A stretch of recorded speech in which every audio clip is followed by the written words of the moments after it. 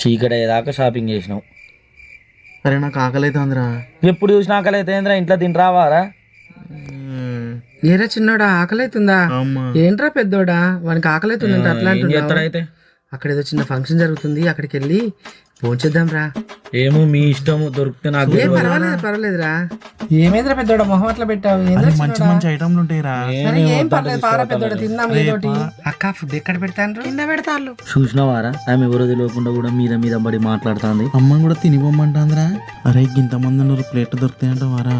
గింతమంది ఎట్లా దొరకబట్టినావు ప్లేట్లు? ఇక్కడ దొరకబట్టి నువ్వు తీసుకో రే చిన్నోడా, తీసుకో. అయ్యమ్మా పదండి పదండి.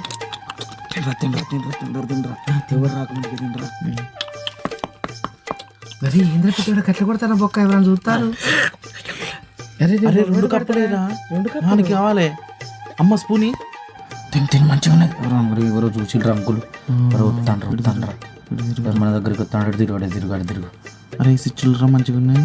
మంచిగా మన ఇంట్లో పెట్టిద్దాం. హలో బాబు. అంకుల్ చెప్పండి. మీరెవరి తాలూకా? అంకుల్ మనం ఎవరి తాలూకరా? మేము పెళ్లి కొడుకు తాలూకా.